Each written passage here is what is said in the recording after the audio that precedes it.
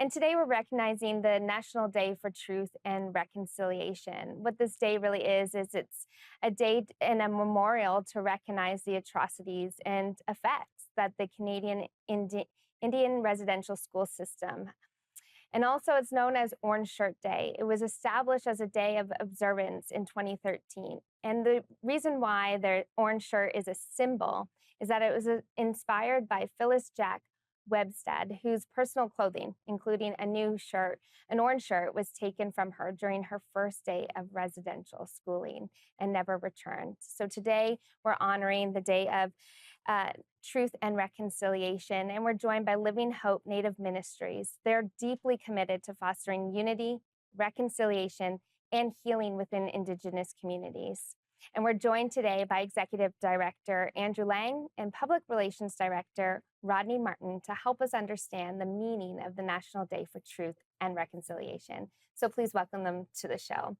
Welcome, Andrew and Rodney. So grateful that you're here with us today.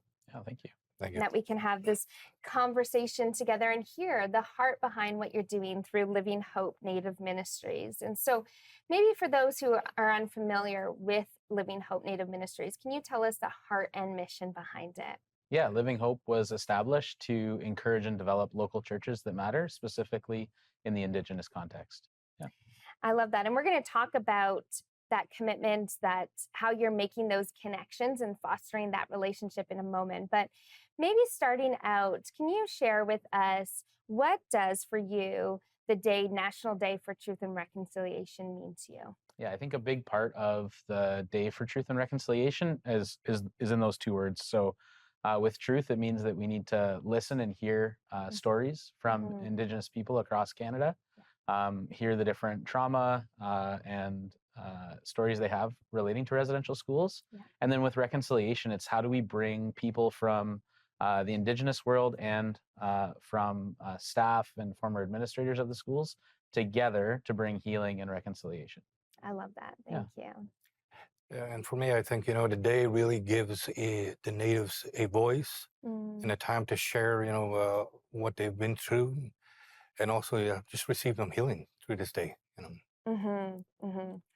And, a big part of what you do through Living Hope Native Ministries, you talked about early, is building those bridges between churches and Indigenous leaders and communities. So can you maybe share how you're doing that, how you're bringing people together rather than working apart? How are you bringing Indigenous leaders and churches together? I think just Rodney and I working together is a big part of it. Living Hope is committed to hiring more and more Indigenous staff as well. So Rodney and I rub shoulders most days in the office. We run ideas again with each other, and and then when we work in communities, we involve local people. We get to know people first, build relationships before we even start ministry work, and that's a big deal. Yeah. I think it's a lot of what this day represents too, is that those conversations happen, that those connections and relationship building happen. And so that's a big part of what you're doing.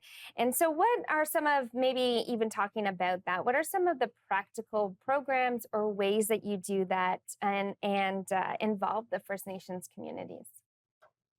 Yeah. One big thing that we've been doing in our office in Thunder Bay, we've been engaging with student groups.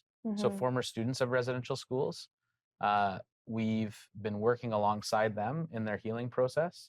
And we use a lot of our connections with supporters and former staff, former administrators of the schools. We try and bring them into conversation. So we had a conference 2 years ago where we brought former students together and all of the former administrators of schools that were run in our area, and we had them together for conversations to share stories, and that really opened the door, allowing First Nations people to have a voice and talk about what happened to them. So we've got another one coming up in October. So what a beautiful picture of reconciliation and that we're talking about today, and that we're remembering, and an opportunity, right? Again, I love what you said there, that they have an opportunity to have a voice, and I think that's so important too, as we remember and reflect on this day. So, a question to you is, why is it important for churches to really care about today and recognize a day like National Day for Truth and Reconciliation? Yeah, I think it's the right thing to do. There's been in the Truth and Reconciliation Commission, there was a number of calls to action put out from the government of Canada for churches to follow through on. And I think Rodney will speak to like even just historical Christianity in the North. Yeah. But we put a lot of barriers up to the gospel through the residential schools, through well-meaning work, and today is a day to try and work to break those barriers down. Yeah. Yeah. Yeah. And just in the last few minutes that we have right now in this part, Rodney, do you have anything to speak to when it comes to, how you maybe navigate this season and working in a Christian organization? I think my focus, is trying to get the people to remember Jesus. And before the introduction of residential schools, the gospel was already in the North, and that a lot of the Native communities had already accepted Jesus as their Savior. My grandparents, were already Christians; they're preachers as well, and so is my great grandfather. So they've already accepted the gospel. Then, they went into residential schools, and, they went through all the things the other students went through. Yeah. But even at the end, they still remain faithful to the gospel and to Jesus Christ. And so, my focus, and I believe that this day, I try to bring people back to their first love. And try to bring people back to who Jesus is, because I think residential school really kind of twisted their views, maybe, or distorted their views of who Jesus is and the love that he brings. And so, I just focus on trying to bring people back again to who Jesus is in the Bible, in the scriptures. I love that, because it's only through Jesus that we can have true healing and forgiveness, Yes. right? Well, thank you. We're going to continue this conversation, talk more about what Living Hope is doing. So stay tuned with us as we continue our conversation with Andrew and Rodney. Well, we're back with Andrew and Rodney from Living Hope Native Ministries. Thanks again for joining us today.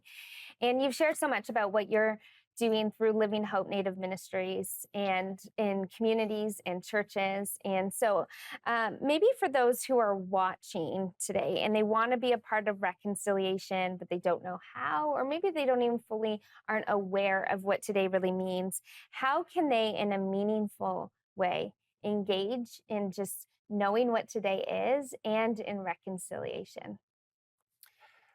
I think one way you can reach out is maybe to a Native organization like us, that are working with Native people. We can often direct people on where to go. Other ways of supporting, as well as, purchasing, the orange shirts that we have. Right. And we would deem it appropriate, if you buy the orange shirts from a Native company, and that way you're supporting the Native people as well. And the money in the purchasing shirt goes to helping students as well.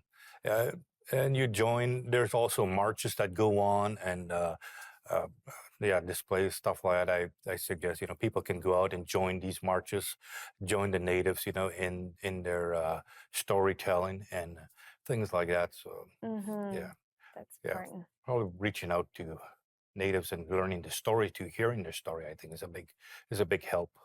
Yeah. I think that's such an important part, is listening and hearing the stories. Andrew, any thoughts on that? Yeah, listening to people. So everybody in Canada is near a First Nation, whether you know it or not. So looking up, like, is there a First Nation near me that I can engage with? And I think a bigger part of this day of truth and reconciliation, on that reconciliation piece, like, we all have broken relationships in our lives to some extent. So is there a family member or someone that you need to reach out to, just in the spirit of God reconciling himself to us? Like, how can you engage with people that you might have a broken relationship with, and work on that? Yeah, I love that. Thank you for bringing that. That forgiveness is a part of all of our relationships. Reconciliation is part of all of our relationships. And I think that's an important thing for all of us to think about. And it's an opportunity today that we're reminded of that and God's forgiveness towards us. Mm-hmm. And so, do you have a story or something that you can share around what Living Hope Native Ministries is doing that really illustrates this picture of reconciliation, or the impact that you're having in the communities around you? Yeah. So I mentioned previously about our gatherings working with students and former staff. So we're working with a staff group that worked in Poplar Hill Development School, Stirland Lake, Wadman Bay, and Crystal Lake. So there's 4 different residential schools that were run in Northern Ontario by people who are either connected to Living Hope Native Ministries or other ministries that we're aware of and we're kind of closely related to. So with that, we work with the staff and former students of that of those schools, and we've been bringing people together to talk about their experience. So not only were the students affected, but the staff as well. And so there's healing that needs to happen all over the place. Yes. Yeah. In the student group specifically, they held a gathering in 2003 in the fall where they brought 40 former students together and had administrators of the schools present to listen to and hear about what happened to the students in the school. It was a really difficult weekend. We took 3 days, and the students had about 20 minutes each to share about what happened to them, and that wasn't very long. Right.